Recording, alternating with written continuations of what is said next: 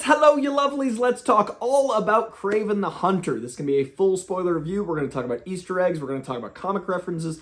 We're going to talk about that movie. But before we get to that, please, if you're new to this page, hit that subscription bell. We are rapidly approaching 40,000 subscribers, and I love this world, the genre. I love the world of comic books. I read about 50 to 70 a week, and every week right here on this page, I give you my favorite 9 of the week, and I try to make them more approachable books. So if you like comic books or movies or TV, I review and bring the news to all of those spaces, and I do that all right here. So hit that subscription bell. Also, if you like this video, like this video. Whether you liked the movie or not, if you like this video, hit a like, and most of all, for me, let's have a conversation in the comments below. That's the power of the internet. That's the joy of the internet. The other stuff, there's a lot of not fun on the internet. Talking to you guys and sharing in the community that is the comic book world and movies is my favorite bits. Let's talk in the comments below. Without further ado, Kraven. Okay, so Kraven the Hunter is a movie that I've been hoping for, that I really thought had a lot of potential. When we saw the first trailer, I was obviously very worried about the radioactive lion element that seemed to be at play, and that felt like one of the things they changed in reshoots, but the ghost of that lion, much like it haunting Sergei, haunts us, because it is this weird thing. They decided to keep some of those elements in, like there's a drop of lion blood that gets in his blood, but the potion is the thing that makes him who he is, but they could have just done the potion. There's a very linear path from Kraven, from Sergei to Kraven, and it's addiction, it's this potion, it's a thing that drives him mad, and instead of the potion having any negatives, they make it all positive, and they still have the potions. They could have really gone that direction, and it's a very interesting thing how they get a really interesting idea of a take for Kraven. I love, and I genuinely do love, the idea of making a Spider-Man villain in his own mind a hero. I think that is how a Sinister Six would be cool. I've always loved the idea of all of these people just trying to get by who have an adversary in common in Spider-Man. So we start to like these characters in our own way, like an Ocean's movie. Like they're stealing, but you like them for their own reasons. And you have a guy that kills poachers because they don't honor the animals. Like Kraven loves animals, but he is a hunter. There's an interesting thing that could have been done there, but they unfortunately did not. Aaron Taylor Johnson gave it his all trying. But then there's all of the other choices. Calypso is a lawyer in this. Calypso, the woman who is part of the madness of the incredible Todd McFarlane Torment line, the woman who has that incredible outfit that mirrors Kraven in so many ways, that is like amongst the animalistic side of Kraven, that is able to be the voice of a reason at times, but more often the voice of go do this thing. She is so responsible for that beating drum of madness that thrums through the Kravenoffs, that leads Sergei to be unwell. There's so much you can do with Calypso. They make her a lawyer in this. They put her in cool outfits that vaguely mirror her comic book outfits, and that's about where the similarities end. The potion comes from her grandmother, and there's a line later that's like, well, we have a lot more under the surface. There's like a line about like, you know, I've got secrets too at the end of the movie. The Calypso's too cool of a character for what they did, and it's the accumulation of things that really break this movie down, because every 20 minutes or so, I'm an optimist. I'm excited to see Kraven on screen. I'm an optimist. I love that, you know, Kraven is first introduced in Amazing Spider-Man number 15. 15 is my lucky number. I've always really liked this character. And they put 15 in spots throughout the movie to be like, yeah, we know the comic books. You can't just acknowledge the comic books as something you ignored. You can't just go like, we know they're out there, take a left. Because you can tell there are elements that they know the comic books. The family stuff, as I said in my Out of the Theater review, the stuff with Nikolai is actually interesting. The stuff with Russell Crowe, Nikolai, who basically opens the film with, your mother killed herself, she isn't welcome in heaven. Like, that is a very interesting, like, kids, your mom's dead, also, by the way, she's not worth discussing. Like, that is a fascinating opening to a villain, and it sets a really cool precedent. If they'd followed that, instead of going from that to spending, like, 25 minutes with young Kraven, that does work-ish, but not enough to where we're like, we wanted to go see Aaron Taylor Johnson's take. The kid does perfectly fine, but they live in this origin for so long, and I love that they tried. I love that they wanted to give the Kraven movie to be its own Kraven movie, that gives Sergei his story and to make you care about him.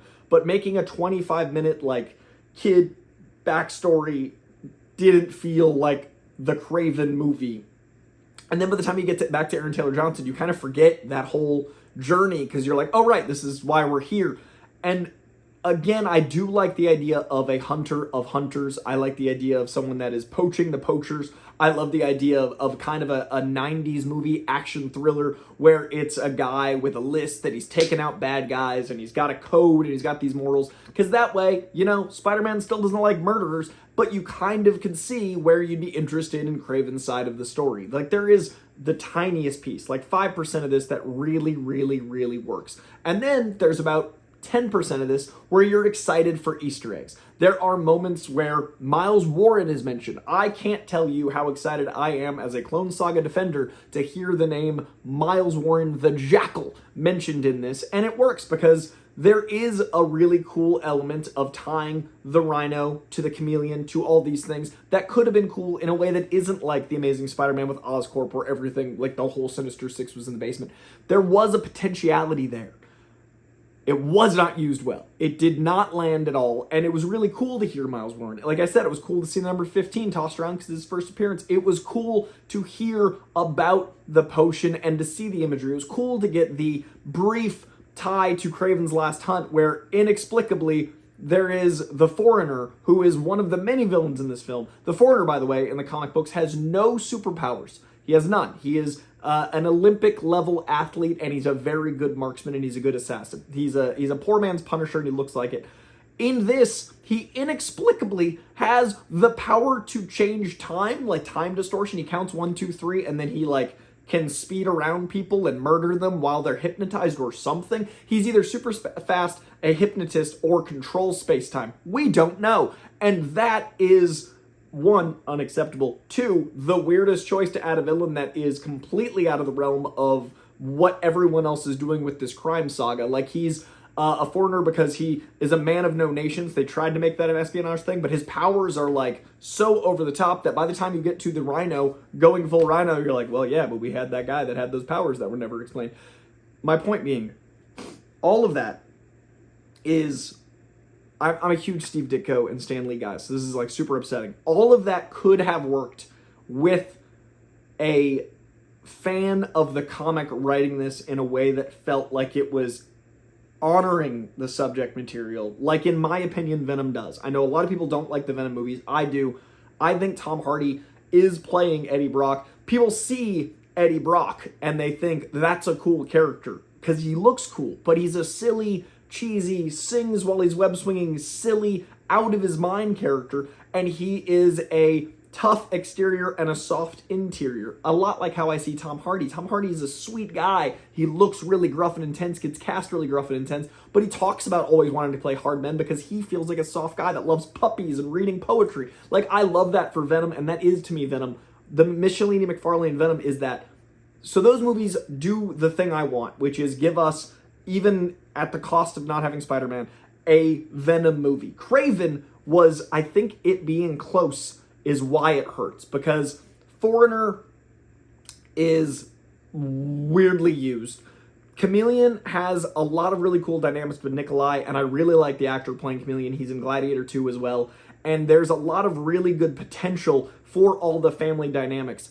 But it's always like, oh, look what we could have done. Look what's over there, and look what's over here, and look at the left we could have taken when we took a right. And so by the time you hear about, like, you know, the Calypso's potion at the end, you are so done because the ADR and because of the misjointed editing and because the writing is so all over the place, you don't know when you were supposed to invest in anything but a preconceived notion of already liking the actor, Aaron Taylor Johnson, or the actor, Russell Crowe, or the character that's not on screen that you like in other things. It's really disappointing because some of the action really works. There are like 2 or 3 action set pieces where I'm like, hell yeah. Like, there's a final action set piece where he's using the tools that kill animals to kill the killers of animals. I love a bear trap to the face taking out a hunter. I love using the tooth of an animal to take out a guy in prison. Like, all that's cool, and those set pieces, unfortunately, are what they showed us at New York Comic Con, and they released the first 8 minutes of it online. So everything that I thought was like the strength is what I saw. So I was so anticipating this because I was like, everything I've seen looks pretty dope. I'll forgive the weird change of the origin to involve lion's blood because it could work in the movie. And then they clearly got that note, tweaked it, kept enough that it was like the ghost of the lion haunted the movie, haunted us, haunted the experience of what Kraven could have been. Calypso's hair is right, but everything else about the character is wrong. It's so weird how like close everything is to being interesting. There is somewhere a really interesting movie about addiction. And the potion is never seen as a negative, by the way. It is just purely a good thing. There somewhere is a good movie about family and the sins of the father. By the way, Russell Crowe gets randomly mauled by a bear. I think there's a slight implication that he can speak to animals, not like speak like Dr. Dolittle, but like there's a connection. Like he can speak, like there's a connection between them, not narratively, but animalistically, instinctively, perhaps, because there are times like a falcon shows up to young, Kraven, and they vibe for a second, and they're like, cool, yeah, I got powers of some kind, and then like we don't really explore that. I think that was in another cut of the movie where he like talks to animals. It felt like it, but like at the end of the movie, he won't kill his father, but he can sense that there's a bear, and then the bear just like in the background just like mauls Russell Crowe to death. Sure, there are so many moments that are like, if this was taken out of context, or even kind of in context, it's an SNL skit. There are so many lines of dialogue. There's a point where, like, the foreigner and... No, not the foreigner. This Turkish mobster is...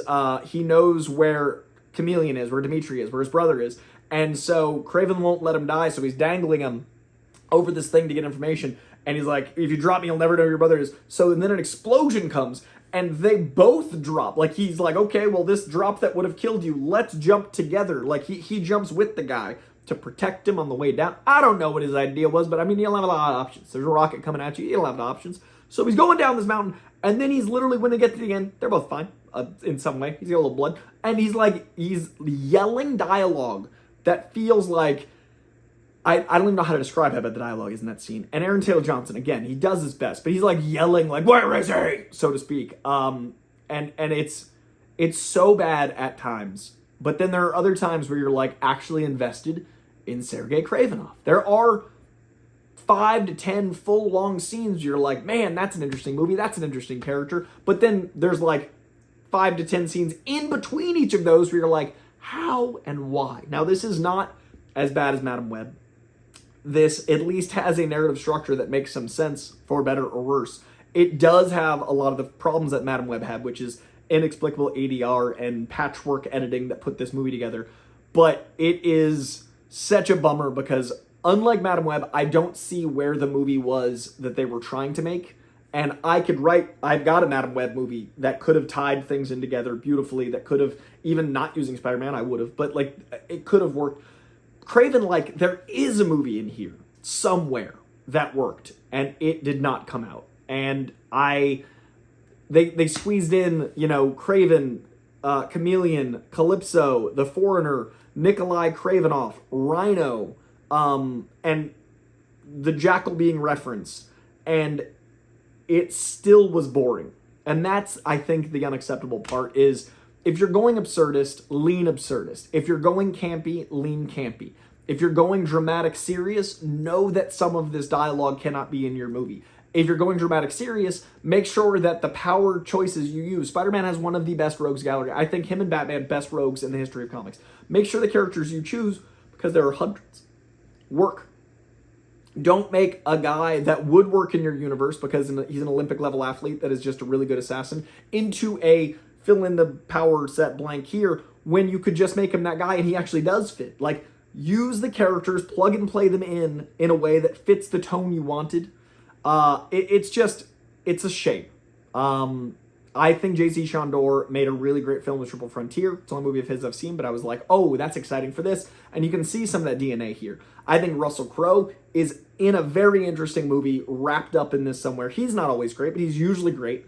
I think Aaron Taylor Johnson is great about 80% of the time, and the 20% of the time, I think it's not his fault. And I also think that there are scenes that feel like the Fall Guys character of Aaron Taylor Johnson. Like Ryan Gosling plays the stunt double to Aaron Taylor Johnson's Tom Cruise spoof. There are moments that feel like he's playing Tom Rider in this. Like, there are Tom Rider as Kraven moments in this movie, like I was watching a Tropic Thunder spoof. It, at times, feels like a trailer for another movie. And it, at times, feels like a Spider-Man movie. And why would he be, he loves animals, and then all of a sudden he's afraid of spiders? That's never mentioned before or after, and that's his greatest fear.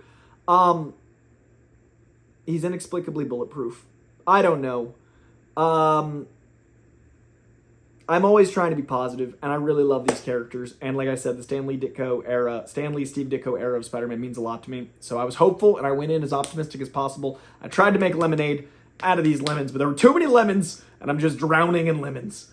Yeah, I feel like there's more to say, but this video is probably already 20 minutes long. See it for some good action set pieces. Prepare for the longest flashback ever. Know that the end is fun, but man, maybe not worth it. Know that Aaron Taylor Johnson does love Kraven. It shows. Know that Chameleon shows up in his comic accurate way, and it's cool, but not cool enough for any comic fan knowing what's going to happen. They're like, oh, that's okay. The voice use instead of the visual was interesting, but doesn't.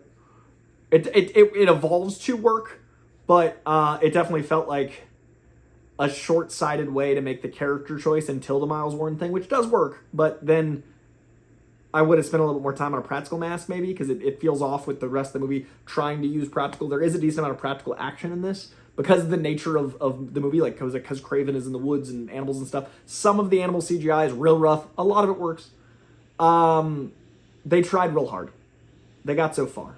But in the end, it didn't even matter. Kraven the Hunter. Better than Madame Web. Not as good as Venom. In the Sony universe, I would probably say Venom, well, I mean, Across the Spider-Verse, Into the Spider-Verse, those are, God tier. Those are, if we're counting that as the Sony universe of Marvel characters across into. But then I'd go Venom 1,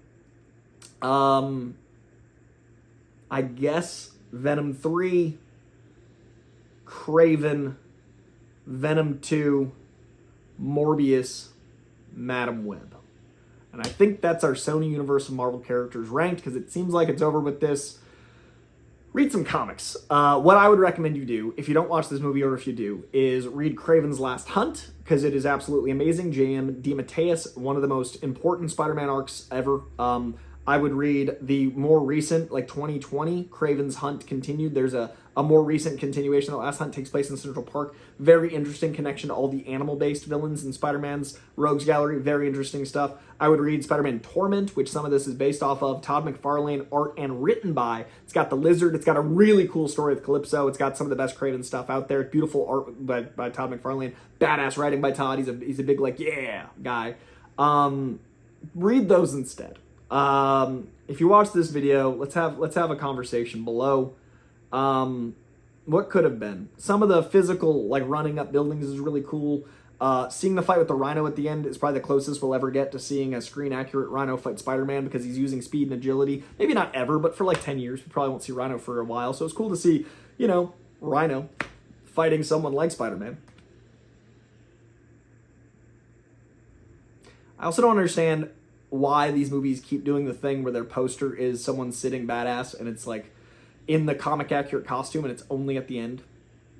Like Black Adam did it, this did it, the King in Black did it. Like, we know if we see that in the trailer, it could be that, and then you wasted it twice.